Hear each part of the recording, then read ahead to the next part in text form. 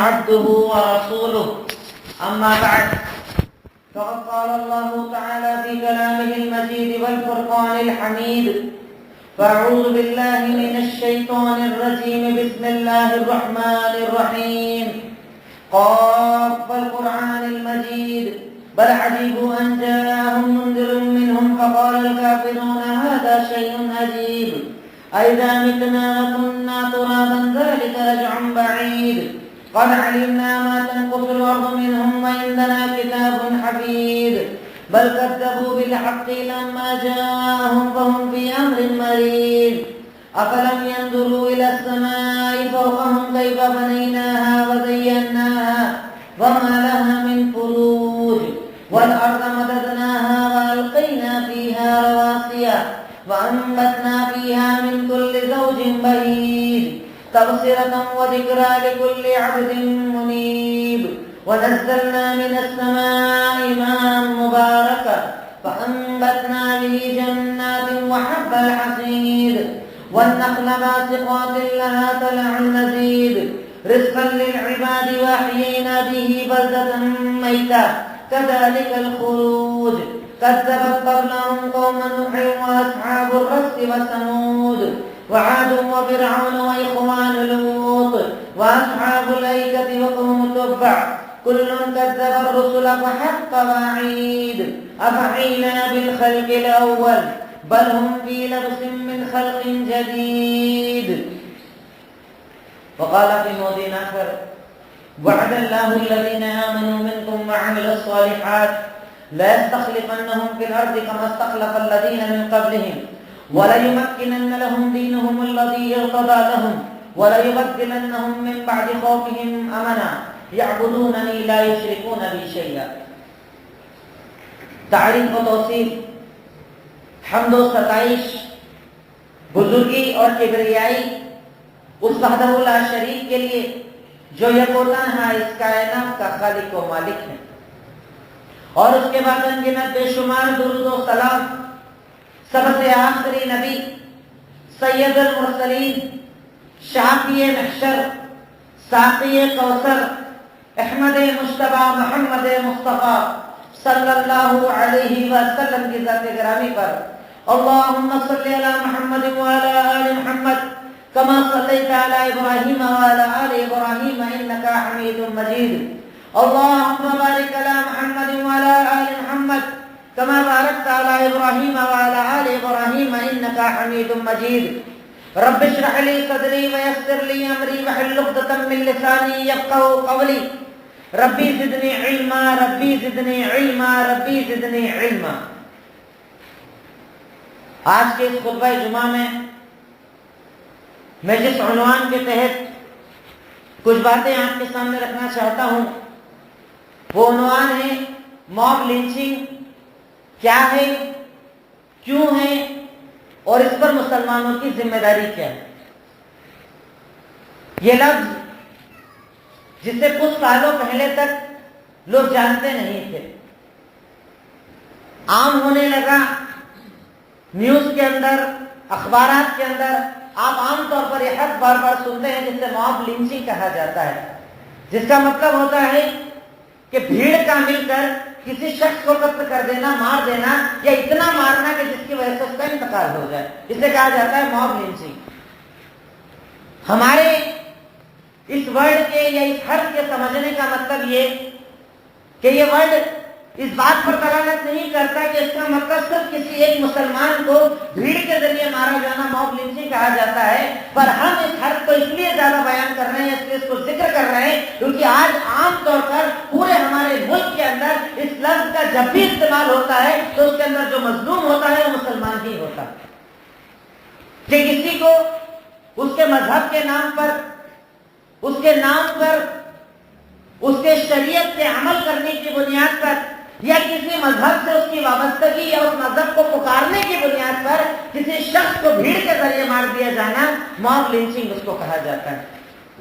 اب یہ کیوں عام ہو رہا ہے؟ آپ نے دیکھا ہو کچھ سالوں پہلے تک ایسا کوئی معاملہ نہیں تھا کہ کسی مسلمان کو پوری بھیڑ مل کر مار دے، ایک گروہ مل کر مار دے، اکیلے میں اتنا مارا جائے کہ وہ ختم ہو جائے. یہ معاملات پہلے عام نہیں تھے، پر ابھی جب سے خاص طور پر اخلاق سے یہ معاملات کنٹینیو اس ملک کے اندر بڑھتے چلے جا رہے ہیں کہ پوری کی پوری بھیڑ مل کر کسی ایک کو مارتی ہے، خاص طور پر مسلمان کو مارتی ہے. اتنا زیادہ مارا جاتا ہے کہ یا تو مارتے مارتے اس کا انتقال ہو جاتا ہے یا بعد میں اس تکلیف کی وجہ سے اس کا انتقال ہو جاتا ہے. یہ معاملات ہمارے سماج کے اندر، ہمارے ملک کے اندر بڑھتے چلے جا رہے ہیں. اور خاص طور پر جب سے ہمارے ملک کے اندر نفرت کی سیاست عام ہوئی تب سے یہ واقعات عام ہوئے جا رہے ہیں. لیکن اس کے پہلے ہم تاریخ اٹھا کر دیکھیں، کیا ایسے واقعات اس کے پہلے بھی کبھی ہوئے؟ کیا اس کے پہلے بھی کبھی مسلمانوں کو ان کے اسلام کی بنیاد پر یا کسی مظلوم کو، یعنی کمزور ہے، نہٹا ہے، ایک بڑی جماعت اس کو صرف اس بنیاد پر مار رہی ہے کہ وہ اللہ تعالیٰ کا نام لینے والا ہے، ایسا پہلے بھی ہوا؟ ہاں، ایسا پہلے بھی ہوا. حضرت نوح علیہ السلام کی قوم کے اندر وہ کچھ لوگ تھے ایمان والے، پوری قوم ان کے سامنے ان کی دشمن تھی، گھر سے انہیں مارا نہیں گیا. حضرت عیسیٰ علیہ السلام کو مارنے کے لیے پوری بھیڑ جمع ہو گئی تھی، یہاں تک کہ گرجا گھر کے اندر جب آپ نے پناہ لی، اللہ نے وہاں سے آپ کو زندہ اٹھا لیا، آپ کو مارنے کے لیے تب بھی بھیڑ جمع ہوئی. اصحاب الخدود کا وہ واقعہ کہ جس کو قرآن کے اندر اس واقعے کا تذکرہ کیا گیا کہ جب ایک قوم اللہ تعالیٰ پر ایمان لے آئی، بستی کے اندر کچھ لوگ اللہ تعالیٰ پر ایمان لے آئے، انہوں نے اللہ تعالیٰ کی توحید کا اقرار کر لیا، تو ان کے سامنے جو دشمن تھے انہوں نے آگ جلائی. آگ جلانے کے بعد زندہ ان لوگوں کو اس آگ کے اندر اس بنیاد پر جلا دیا گیا کہ اللہ کے ماننے والے ہیں، جس کا ذکر اللہ تعالیٰ نے قرآن کے اندر کیا. وَأَصْحَابُ الْأُخْدُودِ النَّارِ ذَاتِ الْوَقُودِ إِذْ هُمْ عَلَيْهَا قُعُودٌ وَهُمْ عَلَىٰ مَا يَفْعَلُونَ بِالْمُؤْمِنِينَ شَهُودٌ. اللہ تعالیٰ کہتا ہے کہ اصحاب الأخدود کے واقعے کو یاد کیجئے کہ جب ان کے سامنے آگ جلا دی گئی تھی اور انہیں مارنے والے ان کے سامنے شہود یعنی بہت سارے جمع تھے اور انہیں دیکھ رہے تھے، یعنی ان کا مقصد تھا انہیں مار ڈالیں، جس کا ذکر اللہ تعالیٰ کرتا ہے وَمَا نَقَمُوا مِنْهُمْ. اور ان کا کوئی جرم نہیں تھا، کوئی غلطی نہیں تھی، کوئی عمل نہیں کیا تھا. ان کا جرم کیا تھا؟ ان کا صرف اتنا جرم تھا کہ وہ اللہ پر ایمان رکھتے، اللہ تعالیٰ کو ایک مانتے تھے. عزیز الحمید، وہ اللہ تعالیٰ جو عزیز ہے، قدرت والا ہے، وہ اللہ تعالیٰ جو تعریف کیا ہوا ہے، اس پر ایمان لانے کی بنیاد پر اس جماعت نے کچھ لوگوں کو آگ کے اندر زندہ جلا دیا تھا. اور اس کے بعد ہمارے نبی پاک صلی اللہ علیہ وسلم کا وہ دور کہ جب آپ نے دعوت و تبلیغ کا آغاز کیا، جب آپ نے دین کا آغاز کیا، مکہ کے اندر آپ اکیلے ایک تنہا، اللہ تعالیٰ نے آپ کو حکم دیا وَأَنذِرْ عَشِيرَتَكَ الْأَقْرَبِينَ، جائیے اپنے رشتہ داروں کو ڈرائیے. اکیلے صفا پہاڑی پر چڑھے، اکیلے اللہ کی توحید کا اعلان کیا. وہیں سے آپ کے خلاف بھی یہی موت شروع ہو گئی کہ دشمنوں کا جمع ہونا، مل کر آپ کے پاس آنا، آپ پر مل کر اوجھلیوں کا پھینک دیا جانا، اور آپ کے ساتھیوں پر اتنا ظلم. وہ ابو بکر صدیق رضی اللہ تعالیٰ عنہ کے ساتھ معاملے یہ تھی کہ جب انہوں نے اللہ کے نبی کو بچانے کی کوشش کی تو بھیڑ میں مل کر ان کو اتنا مارا کہ سارا جسم سوج گیا. اور اس وقت بھی ان پر جب ہوش آیا، بے ہوشی کے اندر چلے گئے، اور ہوش آیا، پورا جسم ٹوٹ چکا ہے، درد سے بیزار ہو چکے ہیں. اور پوچھا گیا ابو بکر کیسے ہو؟ کہا پہلے بتاؤ اللہ کے نبی کیسے، ان کا کیا حال ہے بتاؤ، کہیں میرے ساتھ ساتھ ان پر تو حملہ نہیں کیا گیا، میرا جسم میری جان سب چلے جائے. پہلے مجھے یہ بتاؤ کہ میرے نبی کیسے ہیں، ان کا کیا حال ہے؟ کہا وہ خیریت سے. کہا الحمدللہ کوئی تکلیف نہیں.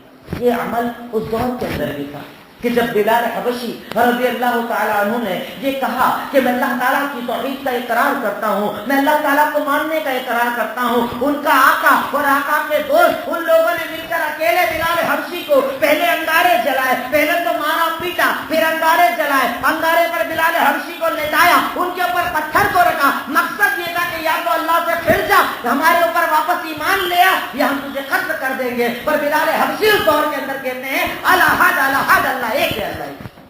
موت سامنے ہے، بھیڑ مارنے والی ہے، پر کہہ رہے ہیں الہد الہد. اور آج ہمارے واقعات پر غور کرو کہ مرنا طے ہے، لگ رہا ہے کہ مار دیا جاؤں گا، پر اس دور کے اندر ایک مسلمان غیر اللہ کے نعرے لگا رہا ہے، اور وہ مومنین اس دور کے اندر کے موت سامنے ہے، اور اسی طریقے سے بھیڑ سامنے ہے، پر اس کے بعد بھی کہہ رہے ہیں الہد الہد، اللہ ایک ہے، اللہ ایک.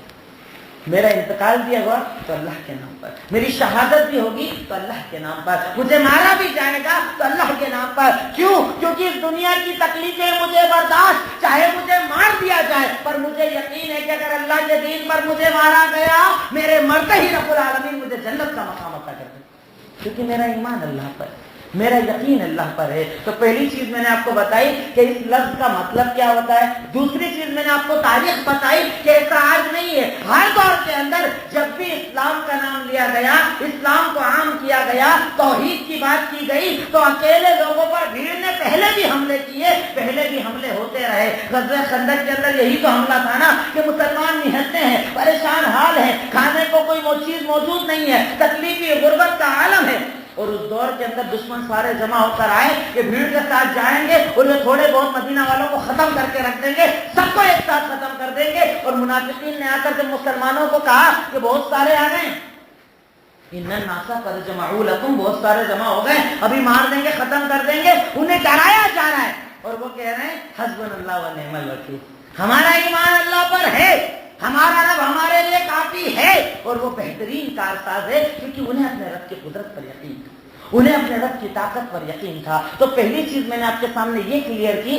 کہ اس لفظ کا مطلب کیا ہے، اور اس لفظ کا استعمال یا اس لفظ والا عمل پہلے بھی ہوتا رہا. جب بھی اسلام کا نام کیا گیا، نام لیا گیا، عمل کیا گیا، یہ عمل ہوتے رہے، ہر دور کے اندر ہوئے. ہاں یہ کہ کبھی مشہور ہوئے اور کبھی مشہور نہیں ہوئے، پر اسلام کا جب بھی نام لیا جائے گا، ایک بات یاد رکھنا کہ شریعت نے آپ کو قرآن و حدیث میں کہیں یہ نہیں کہا کہ تم اللہ پر ایمان لے آؤ اور دنیا بھی جنت بن جائے گی، آخرت بھی جنت بن جائے گی، کہیں نہیں کہا. بلکہ اللہ کے نبی نے کہا ہے الدنیا سجن المومن و جنت الکافر، یہ دنیا جو ہے نا مومن کے لیے قید خانہ ہے، کافر کے لیے جنت ہے. دنیا کو اللہ نے مومنوں کے لیے جنت نہیں بنایا. یہاں تک کہ اللہ کے نبی نے ارشاد فرمایا کہ انسان کو اللہ تعالیٰ کیوں آزماتا ہے، یبتلی الرجل علی حسب دینہ ان کان فی دینہ صلبا اشتد بلاؤہ، کہ اللہ تعالیٰ مومنوں کو ان کے ایمان کے مطابق آزماتا ہے. اگر ایمان مضبوط ہوتا ہے اللہ کی آزمائش سخت ہوتی ہے، اگر ایمان کمزور ہوتا ہے اللہ کی آزمائش بھی کمزور ہوتی ہے. یعنی تمہارے ایمان کے مطابق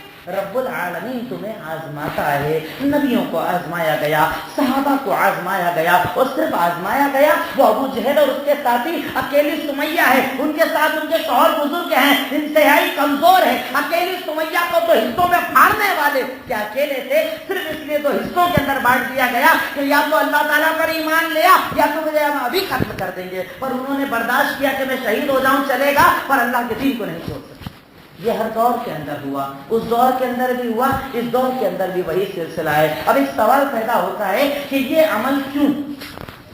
بھئی اگر آپ سے کوئی دشمنی رکھتا ہے تو کیوں نہ ایک بڑی پلاننگ کرے اور ایک ساتھ ایک قوم کو ختم کر دیا جائے، ایک ساتھ ایک علاقے کو ختم کر دیا جائے، ایک ساتھ ایک علاقے کے اندر ایک مذہب کے ماننے والوں کو ختم کر دیا جائے. یہ واقعات ایک ایک انسان کے ساتھ کیوں ہوتے ہیں؟ کبھی آپ نے اس پر غور کیا؟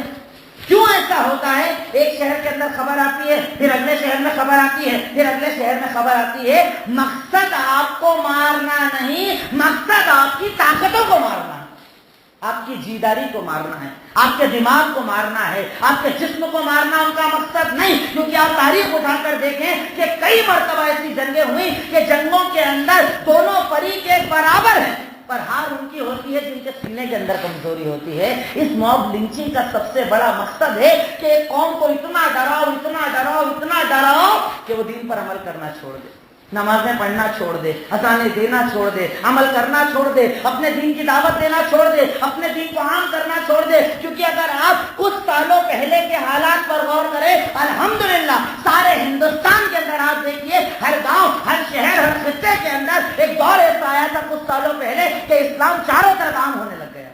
ہر طرف دین کی دعوت، ہر طرف دین کی دعوت دینے والے، مساجد کا قیام، مدرسوں کا قیام، دین کا عام ہونا. یہ اس بات کا ڈر تھا ایک قوم کو کہ اگر اس طریقے سے دین کا کام چلتا رہا تو کہیں ایسا نہ ہو یہ زیادہ ہو جائے. تو اب کیا کیا جائے؟ ان کی قوتوں کو توڑا جائے، انہیں اندر سے مردہ بنایا جائے، اتنا ڈرایا جائے کہ دیکھو ہم نے اس کو مار دیا، کل اس کو مار دیا، پرسوں اس کو مار دیا. اس موب لنچنگ کا مقصد یہ ہے کہ تمہاری ہمتوں کو توڑ دیا جائے، تمہاری طاقتوں کو توڑ دیا جائے، تمہارے اندر وہ جیداری کہ صحابہ کرام کو جب یہ آ کر کہا جاتا تھا کہ لوگ جمع ہو گئے اپنے کو مار دیں گے، وہ کہتے تھے اور ایمان زیادہ ہو گیا، کیونکہ حسبنا اللہ و نعم الوکیل، ہمارا ایمان تو اللہ کے ساتھ.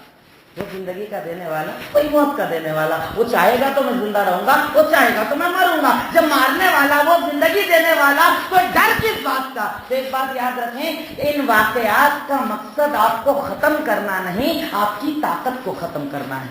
آپ کی قوت کو ختم کرنا ہے، آپ کے دماغ کو ختم کرنا ہے، آپ کی ہمت کو ختم کرنا ہے، تو اللہ کے لیے آپ کے خلاف جو پلاننگ کرنے والے ہیں ان کی پلاننگ کو سمجھیے اور اس کے بعد کوئی بات عام کیجیے. ورنہ ہمارے یہاں ہوتا ہے نا چھچورا پن، جوش والی باتیں کہ ذرا سے کے اندر ایک واقعہ ہوتا ہے، نیٹ کے اوپر الٹے سیدھے بیانات دینا، الٹے سیدھے میسجز چلانا، الٹی سیدھی ویڈیوز بنا کر ایسی باتیں کرنا کہ آپ کے ایک میسج کی وجہ سے ایک پورا علاقہ پریشان ہو جائے. غور کرو، یہی سب کروانا چاہتے ہیں وہ لوگ آپ سے کہ آپ جوش کے اندر آؤ اور ہوش سے بیٹھو. پر آپ نے دیکھا کبھی اللہ کے نبی صلی اللہ علیہ وسلم کی سیرت اور زندگی کے اندر دیکھا کہ حالات کتنے بھی بگڑ جائیں پر کبھی آپ جوش میں فیصلہ نہیں کرتے، کبھی جوش میں فیصلہ نہیں کرتے تھے. طاقت آپ کے ہاتھ میں بھی آئی، قوت آپ کے ہاتھ میں بھی آئی، مکہ آپ کے ہاتھ میں آیا، آپ کے رہتے رہتے دنیا کے اندر چاروں طرف اسلام پھیلنے لگا، پر کبھی آپ نے جوش کا سہارا نہیں لیا.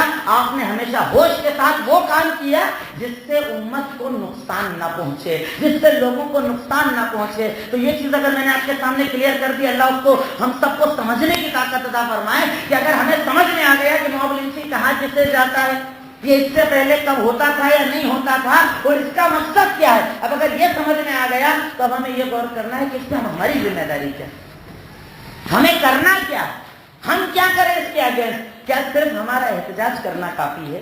کیا صرف ہمارا ووٹ لے کر جانا کافی ہے؟ کیا صرف ہمارا کہیں پر آویدن دینے جانا کافی ہے؟ ہرگز یہ کافی نہیں ہے، کیونکہ اس سے کوئی فرق پڑنے والا نہیں. اسی لیے کیونکہ مومن پر جب کوئی مصیبت آتی ہے تو وہ حل ڈھونڈنے کے لیے وہاں نہیں، حل ڈھونڈنے کے لیے یہاں آتا ہے کہ میرے رب نے مجھے کیا کہا، میرے نبی نے مجھے کیا کہا، قرآن میں میرا رب کیا کہتا ہے. کیونکہ میرے پاس، آپ کے پاس، ہم مسلمانوں کے پاس اللہ کا یہ فخر ہے کہ ہمارے پاس تو ہمارے رب کا کلام موجود ہے، کسی اور کا نہیں، مخلوقات کا نہیں، دنیا کے لکھنے والوں کا نہیں، کہیں کسی بڑے پیر پیغمبر کا نہیں. ہمارے پاس وہ کلام ہے جو کلام خود اللہ رب العالمین کا کلام ہے. اور وہ کلام جس کے بارے میں اللہ تعالیٰ نے ارشاد فرمایا ان ھذا القرآن یہدی للتی ہی اقوم، یہ اللہ تعالیٰ نے تمہیں وہ کتاب دی ہے کہ یہ اس کی طرف رہنمائی کرتی ہے جو سب سے بہتر ہوتا ہے. یعنی جو راستہ قرآن بتائے گا نا اس سے بہتر کچھ ہو ہی نہیں سکتا. سب سے بہترین راستہ رب العالمین قرآن کے اندر بتاتا ہے. تو جب حالات بگڑ جائیں، دشمن طاقت کے اندر آ جائے، تمہیں مٹانے کی سازشیں ہونے لگے، تمہیں برباد کرنے کی سازشیں ہوں، تمہیں کمزور بنانے کی سازشیں ہوں، اس دور کے اندر سب سے پہلی ہماری ذمہ داری یہ کہ ہم ایک لمحے اپنے دل پر ہاتھ رکھ کر یہ بولیں کیا میں اپنے رب کا ہوں یا نہیں. سب سے پہلی چیز بھائی اللہ تعالیٰ بول رہا ہے کہ میں تمہاری حفاظت کرنے والا، میں تمہیں بچانے والا، میں زندگی دینے والا، میں موت کا دینے والا. اگر میں عزت دینے پر آ جاؤں کوئی ذلیل نہیں کر سکتا، ذلیل کرنے پر آ جاؤں کوئی عزت نہیں دے سکتا. اگر میرا رب سب کچھ کرنے والا تو جب میں اس کا کلمہ پڑھ رہا ہوں تو پھر میں ذلیل کیوں؟ پھر قوم کے ساتھ یہ مظلومیت والا معاملہ کیوں قوم کو چاروں طرف مارا جا رہا ہے؟ تو سب سے پہلے جب کہیں حالات بگڑے، آپ غور کریں غزوہ بدر کے مارکے کو، آپ غور کریں غزوہ بدر کا مارکا ہے، مسلمان 313 ہیں، کفار کی تعداد 1000 ہے. اللہ کے نبی صلی اللہ علیہ وسلم اس دور میں کیا کر رہے تھے؟ کیا کہا تھا؟ تیاری کرو، کہیں سے مدد ڈھونڈ کر لاؤ، یہ کرو وہ کرو. نہیں، اللہ کے نبی صلی اللہ علیہ وسلم نے ہمیں یہ سکھایا کہ جب دشمن زیادہ ہو جائیں، طاقتور ہو جائیں، تم کمزور رہو، اس دور میں سب سے پہلے اپنے رب کی طرف لوٹنا. جو اللہ کے نبی صلی اللہ علیہ وسلم نے کیا تھا کہ بدر کے اس میدان کے اندر ایک چادر کندھے پر ڈلی ہے اور اللہ سے بول رہے ہیں اللہم انجز لی ما وعدتنی، اے اللہ جو تیرا وعدہ ہے اسے پورا کر کے دکھا دے. اے اللہ میں تیری طرف لوٹ رہا ہوں، اے اللہ میں تجھ سے مانگ رہا ہوں. اتنی دعا مانگی کہ آپ کی چادر جو آپ کے کندھے پر سے نیچے گر گئی. ابو بکر صدیق آتے ہیں چادر اٹھا کر کہتے ہیں کہ اللہ کے نبی صلی اللہ علیہ وسلم فکر مت کیجیے، اللہ تعالیٰ نے جو آپ سے وعدہ کیا وہ ضرور پورا کرے گا. سب سے پہلی چیز اللہ کی طرف لوٹو. ان حالات کے اندر ایک مرتبہ غور تو کرو کہ جب یہ چاروں طرف حالات بگڑ رہے ہیں کیا میرے عمل میں کوئی فرق آ رہا ہے؟ کیا آپ کے عمل میں کوئی فرق آ رہا ہے؟ میرا حرام کھانا، میری حرام زندگی جینا، میرا لوگوں کو پریشان کرنا، میرا غلط رویہ، میرا غلط اخلاق، کیا اس کے اندر کہیں کوئی تبدیلی ہے؟ ہرگز نہیں. اور ایک بات یاد رکھنا، یہ کرنے والا ایک گروہ ہے، ایک گروپ ہے جس نے الگ الگ جگہ اپنے لوگوں کو نام بدل کر رکھا ہے کہ آپ کو نظر ہی آئے کہ چاروں طرف تعصب ہو گیا، سب نفرت کرنے لگ گئے ہیں، سب ہمارے خلاف آ گئے ہیں. جبکہ ایسا نہیں، آج کے دور کے اندر بھی ایسا نہیں ہے. سب آپ سے نفرت نہیں کرتے ہیں. یہ کچھ لوگ ہیں جنہوں نے ایک بڑا مرکز بنایا ہے اور اس سے چھوٹے چھوٹے گروپ بنائے ہیں. کیوں؟ آپ کے دماغ میں یہ بات ڈالنے کے لیے کہ سب تمہارے خلاف ہے. اب سب خلاف ہے تو کیا کرو؟ نماز بند. داڑھی چھوڑ دو، برقع ہٹا دو، کیوں؟ سب تمہارے خلاف ہیں. یہ شیطانیت جو انہوں نے ڈالی ہے یہ بتانے کے لیے، ارے اس گروپ کا نام تو یہ تھا، اس گروپ کا نام تو یہ تھا، وہاں پر تو ان نے کیا، وہاں پر تو انہوں نے کیا. وہ کرنے والے سب ایک ہیں. انہوں نے گروپ بنا کر نام اس لیے بنائے تاکہ تم ان ناموں سے ڈر جاؤ کہ اتنے سارے جب ہمارے خلاف کو دین کا نام کیسے کریں، دین کی بات کیسے پہنچائیں. تو ایک بات یاد رکھو کہ یہ بہت سارے نہیں، تھوڑے سے، یہ تھوڑے سے ہیں. اور ہم تو صلی اللہ پر ایمان رکھتے ہیں جو کیا کرتا ہے، کن فیکون، کن فیکون، ہو جاتا ہے. ہم تو اللہ پر ایمان رکھتے ہیں نا. تو یہ تھوڑوں نے ایک ماحول اس لیے بنایا ہے کہ تم بہت سارے ڈر جاؤ، تم بہت سارے مغلوب ہو جاؤ، تم بہت سارے اتنے ڈر جاؤ کہ اپنے دین کو چھپانے والے بن جاؤ. اس دور کے اندر ایک مومن کی سب سے پہلی ذمہ داری یہ کہ اپنے رب کی طرف لوٹے. اور اس کے لیے سب سے بہترین ذریعہ میں آپ کو بتاؤں، نبی کی سیرت خود بھی پڑھیے اور اپنے بچوں کو بھی پڑھائیے. کہ جانتے ہیں ہمارے نبی پاک صلی اللہ علیہ وسلم جب طائف کے اندر گئے تھے نا، وہاں پر بھی موب لنچنگ ہوئی تھی. ان کو بھی پورے طائف والوں نے مل کر پتھروں سے مارا تھا. پر نام باقی کس کا ہے؟ محمد الرسول اللہ صلی اللہ علیہ وسلم کا. اور مٹ کون گئے ہیں؟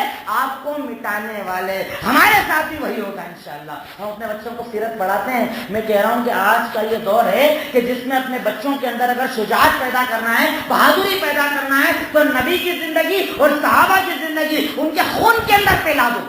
خالد بن ولید کون تھے؟ صلاح الدین ایوبی کون تھے؟ محمد بن قاسم کون تھے؟ عمر بن خطاب کی زندگی کیا تھی؟ اللہ کے نبی صلی اللہ علیہ وسلم کی شجاعت کے واقعات بچوں کو سکھائیے. کیونکہ رب آپ کو قرآن کے اندر کہتا ہے وَأَعِدُّوا لَهُم مَّا اسْتَطَعْتُم مِّن قُوَّةٍ وَرِبَاطِ الْخَيْلِ. تیاری کرو اپنے آپ کو، تیار رکھو اپنے آپ کو. صرف بولنے سے کچھ نہیں ہوگا، اپنے آپ کو تیار بھی کرو. اپنے سینوں کو، اپنے جسموں کو، اپنے دماغوں کو، اپنی عقلوں کو کھول کر رکھو کہ آپ کے بچے اس بات کے لیے تیار رہیں کہ جب میرے نبی کے ساتھ حالات آئے تو میرے ساتھ بھی ہوں گے. صحابہ کرام نے جس جوش کے ساتھ، جذبے کے ساتھ، اخلاق کے ساتھ اسلام کے نام کو روشن کیا، مجھے بھی عام کرنا ہے انشاءاللہ. تو پہلی چیز اللہ کی طرف لوٹنا. دوسری چیز سیرت کو عام کرنا، چاہے سیرت النبی ہو چاہے سیرت الصحابہ ہو. کریں گے اس کا درس انشاءاللہ گھر کے اندر. کوشش کریں گے کہ اپنے بچوں کو وہ سیرت سکھائیں کہ جن کے اندر صحابہ اور صحابیات کی زندگی ان کو ایسے یاد کرائے کہ ان کو جب اپنے سامنے آئیڈیل نظر آئے گا نا. آپ دیکھیے اللہ کے نبی صلی اللہ علیہ وسلم کیا کرتے تھے؟ غزوات کے اندر جب جاتے تو حضرت علی بن ابی طالب کہتے کہ جب کہیں غزوے کے اندر ہم لوگ ذرا سا گھبرا جاتے تھے نا، ہم پتہ ہے کس کے پاس جاتے تھے؟ محمد الرسول اللہ صلی اللہ علیہ وسلم کے پاس جاتے تھے. کیوں؟ کیونکہ ہم میں سب سے آگے محمد الرسول اللہ صلی اللہ علیہ وسلم رہا کرتے تھے. تو ان کو جب آپ یہ واقعات سنائیں گے تو ان کے دلوں کے اندر یقین پیدا ہوگا، اللہ تعالیٰ پر ایمان پیدا ہوگا، توکل پیدا ہوگا. سیرت سیرت سیرت بار بار پڑھیے، بار بار پڑھائیے. اپنے چھوٹے چھوٹے بچوں کو نبیوں کے، صحابہ کے، صحابیات کے واقعات یاد کرائیے اور بتائیے کہ ان کی زندگیوں کے اندر بھی تکلیفیں تھیں تو ہماری زندگی میں بھی تکلیف رہے گی. اگر ہم ایمان کی بات کریں گے یقیناً ہم پریشان کیے جائیں گے، پر رب العالمین مدد کرتا ہے اپنے مومن بندوں کی. کیونکہ اللہ کا وعدہ ہے وعد اللہ الذین آمنوا منکم وعملوا الصالحات لا يستخلفنهم في الارض كما استخلف الذین من قبلهم وليمكنن لهم دینهم الذی ارتضى لهم وليبدلنهم من بعد خوفهم امنا يعبدونني لا يشركون بي شيئا. رب کا وعدہ ہے، رب العالمین کا وعدہ ہے ان سے جو ایمان لائے، ان سے جنہوں نے نیک عمل کیا. کہ رب کیا کہتا ہے؟ میں تمہیں زمین کا خلیفہ بنا دوں گا، زمین تمہارے اختیار کے اندر دے دوں گا، تمہارے دین کو غالب کر دوں گا، تمہارے خوف کو ختم کر دوں گا، تمہیں امن کی زندگی دے دوں گا. شرط یہ ہے کہ تم صرف اللہ کی عبادت کرو اور اس کے ساتھ شرک نہ کرو. تو اللہ کا تو وعدہ ہے، اللہ کا وعدہ ہے مومنین سے، اللہ کا وعدہ ہے مومنین سے. ان صحابہ کی زندگیوں پر کبھی غور تو کرو، ان کیریکٹرز کو اپنے سامنے زندہ تو کر کے دیکھو کہ مکہ کے اندر کہا الحد الحد، جب کہا کہ لا الہ الا اللہ محمد الرسول اللہ صلی اللہ علیہ وسلم، جب یہ کلمہ پڑھا، کلمہ پڑھنا تھا، انہیں ہجرت کرنا پڑی. کوئی مال چھوڑ کر جا رہا ہے، کوئی کاروبار چھوڑ کر جا رہا ہے، کوئی گھر چھوڑ کر جا رہا ہے، کوئی بیوی بچے چھوڑ کر جا رہا ہے. بتائیے کیا انہوں نے سوچا تھا کہ 8 سال کے بعد جس مکہ کو آج ہم چھوڑ کر غریبی کی حالت میں جانا ہے، 8 سال بعد اس مکہ کے ذمہ دار ہم لوگ رہیں گے، یہ مکہ ہمارے اختیار میں رہے گا، یہ عرب پر مسلمانوں کی حکومت رہے گی؟ تصور میں نہیں ہوگا. پر جب اللہ تعالیٰ کی طرف لوٹے، اللہ تعالیٰ پر یقین رکھا، رب العالمین نے ساری کائنات، سارا مکہ، سارا مدینہ، سارا حجاز اور عرب ان صحابہ اکرام کے اختیار کے اندر دے دیا. کیونکہ اللہ تعالیٰ نے تو اپنے نبی کو یہ وعدہ کر کے کہا تھا کہ آپ کا کام ہے دین پہنچانا، آپ دین پہنچائیے. واللہ یعصمک من الناس، اللہ تعالیٰ کا وعدہ ہے کہ وہ آپ کی حفاظت لوگوں سے کرے گا، کوئی کچھ کر نہیں پائے گا، چاہے سازشیں کر لے، چاہے پلاننگ کر لے۔ اللہ تعالیٰ قرآن کے اندر کہتا ہے نا وَمَكَرُوا وَمَكَرَ اللَّهُ وَاللَّهُ خَيْرُ الْمَاكِرِينَ، پلاننگ وہ بھی کرتے ہیں، پلاننگ اللہ بھی کرتا ہے، اور اللہ سے بیسٹ پلانر دنیا کے اندر کوئی نہیں ہو سکتا۔ کرنے دو پلاننگ، بنانے دو پلاننگ، لیکن اللہ کہتا ہے ان کی پلاننگ اپنی جگہ پر، اگر اللہ کوئی پلان بنانے پر آ جائے گا نا تو وہاں ماسٹر پلان بنایا جاتا ہے، اور اس سے بیسٹ پلانر دنیا کے اندر دوسرا نہیں ہے۔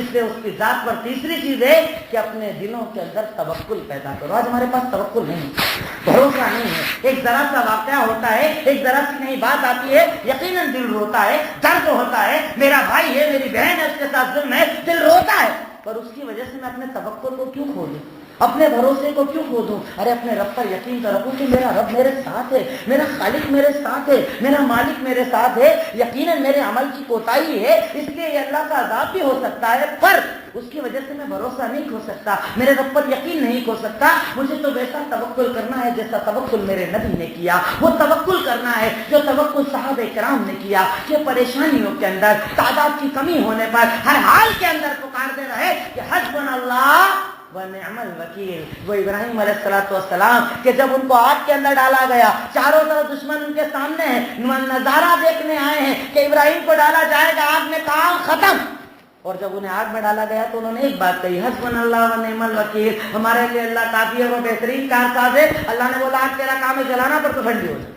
جلانا نہ تیرا کام تو ٹھنڈی ہو جا۔ ایسا توکل مومن کے سینے کے اندر جب تک نہیں آئے گا، رب العالمین یاد رکھو بزدلوں کی مدد نہیں کرتا، مردوں کی مدد نہیں کرتا، اللہ تعالیٰ زندوں کی مدد کرتا ہے۔ اپنے اندر پہلے زندگی تو پیدا کرو، شجاعت تو پیدا کرو، اسلام پر توکل اور بھروسہ تو پیدا کرو کہ اللہ تو نے جو مجھے دین دیا ہے وہ سب سے بہتر اور سب سے افضل، مجھے یقین ہے اپنے دین پر۔ اگر تو نے مجھے داڑھی کا حکم دیا ہے، چاہے بنیاد پر لوگ نفرت کرے، پر اس سے افضل دنیا کے اندر دوسرا کام نہیں ہو سکتا۔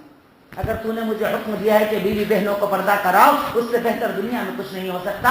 اللہ میں تیرے دین پر یقین رکھتا ہوں، اللہ میں تیری ذات پر توکل کرتا ہوں، اللہ تعالیٰ میں تجھ پر بھروسہ کرتا ہوں، ویسا بھروسہ کہ ساری کائنات ایک طرف ہو جائے، اور اگر تو میرے ساتھ ہے میں دنیا میں کسی سے ڈرنے والا نہیں۔ میں نے آپ کو 50 بار یہ بات بتائی ہے، کبھی آپ غور کرتے ہیں کیوں اللہ کے نبی صلی اللہ علیہ وسلم بڑے تو بڑے بچوں کو بھی یہ بات سکھایا کرتے تھے؟ کیا کہا تھا؟ اپنے ایک بچے تھے صحابی، کیا کہا؟ یا غلام انی اعلمک کلمات، اے بچے سن، میں تجھے کچھ باتیں یاد کرا رہا ہوں، ریممبر اٹ، یاد رکھنا، بھولنا نہیں یہ بات۔ کہا کیا بات ہے؟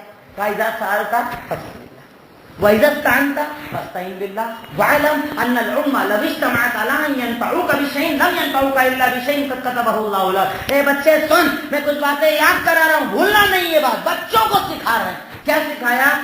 جب مانگنا اللہ سے مانگنا، جب پریشانی میں مدد کی ضرورت پڑے اللہ کو پکارنا۔ اور اے بچے سن، اگر یہ ساری دنیا، ساری کائنات جمع ہو کر تجھے ایک فائدہ دینا چاہیں اور میں نہ چاہوں تو فائدہ نہیں دے پائیں گے، اور یہ سارے جمع ہو کر تجھے ایک نقصان دینا چاہے میں نہ چاہوں تو نقصان نہیں دے پائیں گے، یعنی دینے والا میں اور لینے والا میں۔ اب بچوں کے اندر توکل ڈالا کرتے تھے۔ آج ہمارے بچوں میں توکل ہے، آج ہمارے جوانوں میں توکل ہے، آج ماؤں بہنوں میں بھروسہ ہے کہ میرا ایمان اللہ کی ذات پر اتنا مضبوط ہو کہ حالات کتنے ہی بگڑ جائیں میرا رب میرے ساتھ ہے۔ آپ نے حضرت ابوبکر صدیق کو وہی تو سکھایا تھا نا کہ غار ثور کے اندر پناہ لیے ہوئے ہیں، دشمن بالکل سر پر آ گیا، ابھی لگتا ہے پکڑ لے گا۔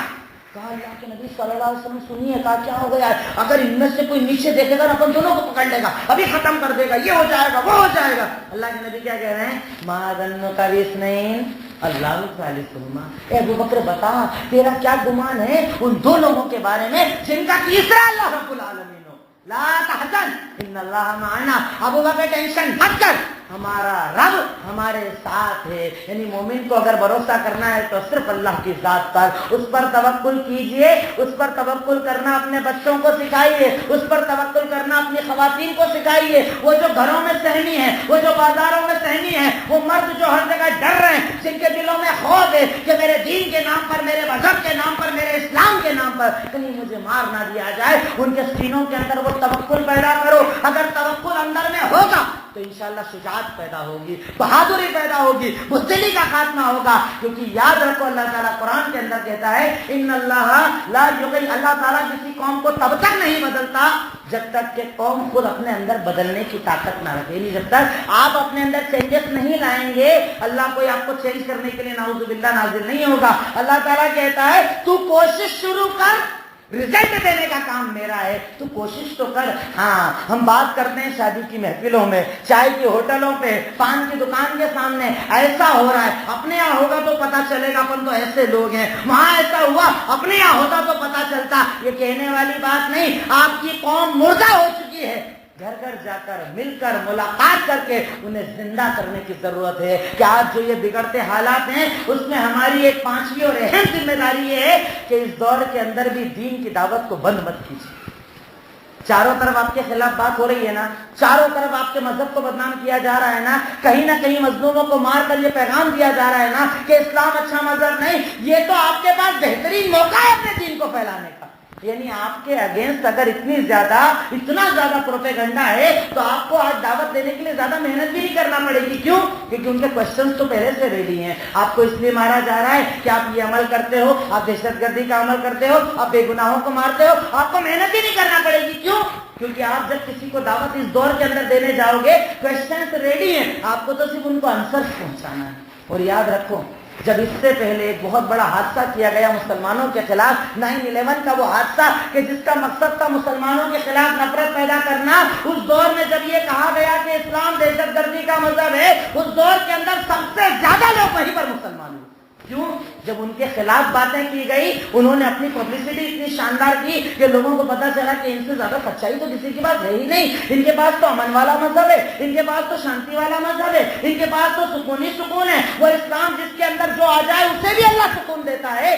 یہ دور ہے اپنی دعوت کو پھیلانے کا, یہ دور ہے اپنی دعوت کو عام کرنے کا, یہ دور ہے قرآن کی باتوں کو عام کرنے کا. ڈر صرف اللہ کا رکھیے کہ وہ اللہ تعالیٰ جب کہتا ہے اللہ کے نبی کو وحی کر کے یہ بتایا جاتا ہے کہ آپ کے خلاف کل رات کو یہ پلاننگ کی گئی ہے کہ پورے مکہ کے قبیلے کا ایک ایک نوجوان آپ کے گھر کے باہر کھڑا ہے تلوار لے کر, کہ جیسے ہی آپ فجر پڑھنے نکلو گے ایک ساتھ آپ کو مار دیں گے.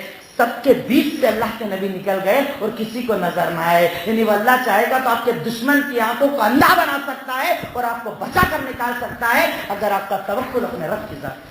اس دور کے اندر ہماری یہ ذمہ داری, ہر شخص کی ذمہ داری, ہر مرد کی ذمہ داری, ہر عورت کی ذمہ داری کہ اپنے دین کی دعوت کو لوگوں کے درمیان عام کرو, انہیں سچائی کا پیغام پہنچاؤ, انہیں بتاؤ کہ اسلام کی خاصیت کیا ہے. اسلام کے نام پر جو آپ کو میڈیا نیوز چینل دکھاتا ہے نا, اگر کوئی دکھاتا ہے کہ ایک بے گناہ کو ایک داڑھی والا مار رہا ہے تو وہ داڑھی والے کا عمل ہے, اسلام کا عمل نہیں.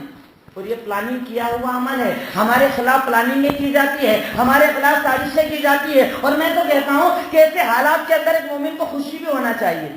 جیسے آپ دیکھیے مارکیٹ کے اندر کوئی ایک دکان, پورا گولڈ مارکیٹ ہے, ایک آدمی ایسا ہے کہ جس کے یہاں بہت زیادہ بھیڑ لگتی ہے, تو آپ دیکھیں گے دوسری دکان والے کیا کرتے ہیں, اس کے خلاف پلاننگ کرتے ہیں نا, کسی طرح اس کی دکان کی برائی کرو, جو آئے اس کے سامنے برائی کرو, جو آئے اس کے سامنے برائی کرو. لیکن اگر اس کا پروڈکٹ اچھا ہے تو لوگ کہاں جاتے ہیں, اسی کے پاس جاتے ہیں. آپ نے کھانے پینے کی دکانوں پر دیکھا ہوگا 10 دکانیں ہیں پر بھیڑ ایک کے پاس ہوتی ہے, تو کیا اس وجہ سے یہ بولے گا کہ ارے اتنے سارے سازش کر رہے ہیں تو میں ہوٹل ہی بند کر دیتا ہوں, میں کام ہی بند کر دیتا ہوں. نہیں, وہ اپنی کوالٹی کو اور زیادہ بہتر کرنے کی کوشش کرتا ہے. یہ دور مسلمانوں کے کہ جب آپ کے خلاف سازشیں ہیں نا, آپ کے خلاف لوگوں کی پلاننگ ہے نا, آپ اس دور کے اندر اپنی کوالٹی کو سدھاریے. کہ کل تک اگر میں جھوٹ بول بھی دیتا تھا نا, اب میرے اسلام کی بات ہے, یہ زبان سچ بولے. اب میں اپنے اخلاق کو سدھاروں گا, اپنے میں کردار کو سدھاروں گا, اپنے میں کیریکٹر کو سدھاروں گا. کہ جب میں کوئی پیغام لے کر جاؤں اور میں بتاؤں کہ اسلام یہ ہے, تو پہلے وہ یہ دیکھے کہ میں نے اپنے اوپر اس کو اپلائی کیا ہے کہ نہیں کیا ہے, میری زندگی کے اندر یہ اپلائی ہے کہ نہیں ہے. کئی جگہ ہماری دعوت اسی لیے ناکام ہوئی ہے کہ ہم میں سے ایک شخص بات کرتا ہے کہ اسلام کہتا ہے کہ حلال کماؤ, میں سود کا کاروبار نہیں کرتا, پر وہی آدمی جب ادھار لے کے جاتا ہے تو فون ہی نہیں اٹھاتا. بھئی تیرا اسلام بولتا ہے سود حرام، پر تیرا اسلام کیا یہ بولتا ہے کہ قرضہ لے کر فون بند کر لو؟ یہ وقت ہے اپنے اخلاق کو سدھارنے کا کہ جب آپ کسی کے سامنے دعوت رکھو تو دعوت کو سب سے پہلے اپنے اوپر اپلائی کرو، اپنے آپ کو مسلمان بناؤ۔ یاد رکھو اللہ تعالیٰ نے یقیناً وعدہ کیا ہے کہ وَلِلَّهِ الْعِزَّةُ وَلِرَسُولِهِ وَلِلْمُؤْمِنِينَ، یقیناً عزت صرف اللہ کے لیے ہے، اللہ کے رسول کے لیے ہے اور مومنین کے لیے ہے۔ اللہ نے تو کہا ہے مومنوں کو عزت دوں گا، پر کب؟ وَأَنْتُمُ الْأَعْلَوْنَ إِن كُنتُم مُؤْمِنِينَ، یقیناً تمہیں اللہ عزت دے گا، بلندی دے گا، کب؟ جب تم ایمان والے بن جاؤ گے۔ اگر ایمان اندر میں لاؤ گے انشاءاللہ اللہ تعالیٰ کی مدد آئے گی۔ تو پانچواں اور بیسک عمل جو آج ہمارے اوپر لازم ہے کہ پہلے ہم خود پر اسلام کو فالو کرنے کی کوشش کریں اور اس کے بعد اسلام کی دعوت لوگوں تک پہنچائیں۔ دعوت کے راستے میں آپ کا اخلاق دیکھیے، آپ کے معاف کرنے کا انداز دیکھیے، آپ کے بات کرنے کا انداز دیکھیے، آپ کی باتوں کی نرمی کو دیکھیے، آپ کی زبان کی نرمی کو دیکھیے کہ ہمارے نبی نے ساری زندگی دعوت کا کام ان لوگوں میں کیا جو ٹوٹل گالی دینے والے، اور ان کے درمیان آپ کا اخلاق کتنا اعلیٰ تھا، آپ کا کردار کتنا اعلیٰ تھا، آپ کا انداز کتنا اعلیٰ تھا، آپ کیسے بولتے تھے، آپ کیسے رہتے تھے، آپ کیسے پیش آتے تھے۔ آپ کی ساری زندگی کو ایک آئیڈیل کے طور پر سامنے رکھو اور اس دعوت کے طریقے کو اپناؤ، اور اس دور میں جب چاروں طرف لوگ آپ کے خلاف نفرتیں پھیلا رہے ہیں، آپ اسلام کی محبت لوگوں میں عام کرو۔ ارے آپ دیکھو تو صحیح، آگے بڑھ کر تو دیکھو، محنت کر کے تو دیکھو۔ اس دور کے اندر دین کا کام کرنا میں کہتا ہوں، لوگ کہتے ہیں مشکل ہے، زیادہ آسان ہے، کیونکہ آپ پر اللہ کی مدد آئے گی۔ کیوں؟ کیونکہ مظلوموں پر اللہ کی مدد زیادہ آتی ہے۔ جب کسی پر ظلم کیا جاتا ہے نا، کیوں اللہ کے نبی صلی اللہ علیہ وسلم نے کہا وَاتَّقِ دعوۃ المظلوم فَإِنَّهُ لَيْسَ بَيْنَهُ وَبَيْنَ اللَّهِ حِجَابٌ، کہ ہمیشہ مظلوم کی بد دعا سے بچنا۔ کیوں؟ کیونکہ جب مظلوم بد دعا کرتا ہے نا تو اللہ اور مظلوم کے بیچ میں کوئی پردہ نہیں ہوتا، ڈائریکٹ سن لیتا اللہ کا۔ تو اگر آپ پر ظلم ہو رہا ہے تو اس وقت تو آپ کی دعوت پر اللہ کی مدد زیادہ آئے گی، پر ہم غور کریں کہ ہمارا اخلاق کیسا ہے۔ بھئی آج اگر میں کسی کو دعوت دیتا ہوں کہ میرا مذہب کہتا ہے کہ کسی کو برا مت کہو، اور جب میں اس سے بات کرتا ہوں تو تکارے سے گالیاں بک کر بات کرتا ہوں۔ میرا مذہب کہتا ہے کسی کو ہاتھ پیر سے پریشان مت کرو، پر جب میں راستہ چلتا ہوں تو لوگوں سے لڑائی جھگڑے کرتا ہوں۔ میں کہتا تو اچھا ہوں، پر میری دعوت کا اثر جب لوگوں کو مجھ میں نظر نہیں آتا تو وہ میری وجہ سے کہتے ہیں کہ اسلام کی بات یہ لوگ جو کرتے ہیں نا وہ جھوٹی بات، اسلام کچھ اور ہے، اسلام کچھ اور ہوگا، یہ ہمیں جھوٹ بتاتے ہیں۔ کیوں؟ کیونکہ اسے لے کر آنے والا، اس پر عمل کرنے والا نہیں ہوتا، تو ہماری وجہ سے ہماری دعوت کو نقصان پہنچتا ہے۔ اس دور کے اندر جب چاروں طرف ظلم عام ہو رہا ہے، آپ کے خلاف سازشیں عام ہو رہی ہے، آپ اپنے آپ کو بہتر بنانے کی کوشش کیجئے، اپنے آپ کو مسلمان بنانے کی کوشش کیجئے۔ اپنا اخلاق، اپنا کردار، اپنی زبان، اپنی بات چیت، اپنا کاروبار، اپنا سلوک، اپنا حقوق، سب کچھ سدھار کر جب اپنے آپ کو آپ بہتر بنائیں گے اور پھر کسی کے سامنے دعوت لے کر جائیں گے تو وہ کہے گا کہ واقعی اگر یہ اسلام ہے نا تو ہم اسلام قبول کرنا چاہتے ہیں۔ کئی جگہ تو آپ کو دعوت دینے کی ضرورت نہیں پڑے گی۔ آپ نے کئی واقعات سنے ہوں گے، کبھی نو مسلموں سے ان کے واقعات پوچھیے تو آپ کو کہیں گے کہ بھئی ہم نے تو نہ قرآن پڑھا نہ کچھ پڑھا، ایک بھائی ہمارے ساتھ رہتے تھے مسلمان، ان کا اخلاق ہی اتنا پیارا لگا کہ ہم نے اسلام قبول کر لیا، ان کے انداز اتنا پیارا لگا ہم نے اسلام قبول کر لیا۔ وہ کسی کو گالی نہیں دیتے، وہ کسی کو مارتے نہیں، وہ کسی کو ڈانٹتے نہیں، وہ کسی پر ظلم نہیں کرتے۔ اگر یہ اسلام کی تعلیم ہے الحمدللہ ہم اسلام قبول کرنا چاہتے ہیں۔ یہ موقع ہے، یہ موقع ہے، اس موقع کا فائدہ اٹھاؤ۔ ایک بات یاد رکھو، اب ایک چیز سوچئے، اللہ کی اجازت کے بنا کسی کو مارا جا سکتا ہے؟ اگر اللہ نہ چاہے، بھیڑ کیا ساری دنیا جمع ہو جائے، کسی کو مار سکتی ہے؟ نہیں مار سکتی۔ اگر کوئی مارا جا رہا ہے تو اس کے پیچھے بھی اللہ کا کوئی نہ کوئی مقصد تو ہوگا نا۔ اللہ کا کوئی کام بنا مقصد کے نہیں ہوتا ہے، بنا پلاننگ کے نہیں ہوتا ہے۔ اس کو بس سمجھنے کی ہمیں ضرورت ہے کہ کیوں ایسا ہو رہا ہے اور اس درمیان مجھے کیا کرنا ہے۔ اب میری ذمہ داری کیا ہے؟ اگر اس گیپ کو ہم نے پورا کر لیا انشاءاللہ ہمارے بھی حالات بدلیں گے اور ہماری وجہ سے انشاءاللہ ساری کائنات کے اندر، ساری دنیا کے اندر اسلام کا پرچم عام ہوگا۔ جو ہمارے پیدا کرنے کا مقصد ہے، جو ہماری زندگی کا مقصد ہے، اعلاء کلمت اللہ، کہ اللہ کے کلمے کو ساری دنیا میں عام کرنا، جو ہمارا مقصد ہے نا، اس کی شروعات ہوتی ہے ہمارے کردار سے، ہمارے کیریکٹر سے۔ تو اس عمل کو اگر ہم نے کر لیا انشاءاللہ اس دور کے اندر بھی دین کا کام ہوگا، شریعت کا کام ہوگا، توحید کا کام ہوگا، اسلام کا نام ہوگا، اور انشاءاللہ ظالم کمزور پڑے گا اور مظلوموں کو اللہ عزت دے گا۔ اخیر میں اللہ تعالیٰ سے دعا ہے، اے الہی اے مولا اے رب العالمین، اے خالق اے مالک اے رحمان اے رحیم، اے غفور اے غفار، اے خالق اے مالک، اے اول اے آخر، اے ظاہر اے باطن، اے سمیع اے بصیر، اے علیم اے خبیر، اے ملک، اے رضا، اے رب العالمین، ہم تیرے بندے، تیرے محتاج، اے اللہ ہم تیرے سامنے فقیر ہیں، اے اللہ ہم تیرے سامنے محتاج ہیں، اے اللہ ہمیں اپنی عاجزی کا احساس ہے، اے اللہ اپنی کمزوریوں کا احساس ہے، اے اللہ اپنے کمزور ہونے کا احساس ہے، اے اللہ ان تمام احساسات کے ساتھ اس دور کے اندر ہم مسلمان تجھ سے دعا مانگتے ہیں، الہی سب سے پہلے ہمارے گناہوں کو معاف فرما دے، اے اللہ ہماری خطاؤں کو معاف فرما دے، اے اللہ ہماری لغزشوں کو معاف فرما دے، اے اللہ جانے انجانے میں جو ہم سے خطائیں ہو جاتی ہیں اسے معاف فرما دے، الہی جنت الفردوس میں جگہ عطا فرما دے، اے اللہ عذاب قبر عذاب جہنم سے نجات دے دے، اے اللہ ہمارے اس ملک کے اندر جہاں چاروں طرف محبت رہا کرتی تھی، یہ جو نفرت کا کاروبار کیا جا رہا ہے، اللہ اس نفرت کو پھیلانے والوں کو ہم تو یہ کہتے ہیں کہ ہدایت کا راستہ دکھا دے، اے اللہ تیرے دین کو مٹانے کی پلاننگ کرنے والوں کو تیرا دین پھیلانے والا بنا دے، اے اللہ ہم تیری تو اس قدرت پر یقین رکھتے ہیں کہ وہ عمر جو مارنے آیا وہ اسلام کے پرچم کو پھیلانے والا بن گیا، اے اللہ ان دشمنوں کے اندر اسلام کی محبت رکھنے والے پیدا فرما دے، اے اللہ تیرے دین کے خلاف مسلمانوں کے خلاف جو سازشیں ہیں الہی ان سازشوں کو ناکام فرما دے، اے اللہ ان سازشوں کو ناکام فرما دے، اے اللہ وہ جمعیتیں وہ طاقتیں جو تیرے دین کو مٹانے کے لیے جمع ہو گئی ہے اللہ ان کی طاقتوں کو کمزور کر کے رکھ دے، اے اللہ ہم تو یقین رکھتے ہیں کہ ان کی پلاننگ اپنی جگہ پر تیری پلاننگ کے آگے کسی کی پلاننگ نہیں چلتی، اے اللہ اپنی قدرت ان ظالموں کے اندر ہمیں دکھا دے، اے اللہ ان ظالموں کے ہاتھوں کو پکڑ لے، اے اللہ ان ظالموں کے ہاتھوں کو پکڑ لے، اے اللہ مظلومین کی مدد فرما دے، اے اللہ مظلومین کی مدد فرما دے، اے اللہ مظلومین کی مدد فرما دے، اے اللہ بے گناہوں کی مدد فرما دے، اے اللہ جن پر تیرے دین کی وجہ سے ظلم کیا جا رہا ہے اے اللہ تو ان کا ناصر بن جا، اے اللہ تو ان کا مددگار بن جا،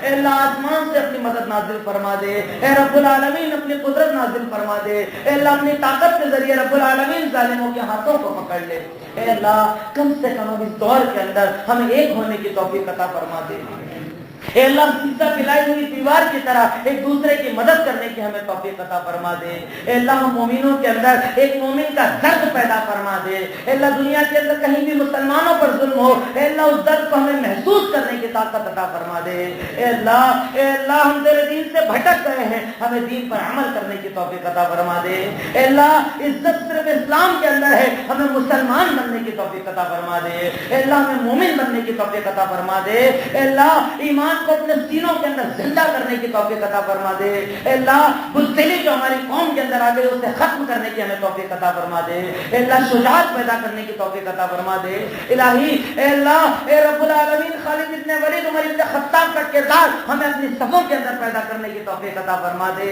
اے اللہ یہ امت محتاج ہو چکی ہے، اے اللہ یہ امت ضرورت کے اندر ہے، اے رب العالمین اپنی مدد نازل فرما دے، اے اللہ جو پریشان ہیں ان کی پریشانیوں کو دور کر دے، اے اللہ جو قرضوں میں ڈوبے ہیں قرض کی ادائیگی کی راہیں کھول دے، اے اللہ حلال کاروبار میں خوب برکت عطا فرما دے، اے اللہ حرام رزق سے بچا لے، اے اللہ حرام رزق سے بچا لے، اے اللہ حرام رزق سے بچا لے۔ بارک اللہ لنا ولکم فی القرآن المجید، نفعني وإياكم بالآيات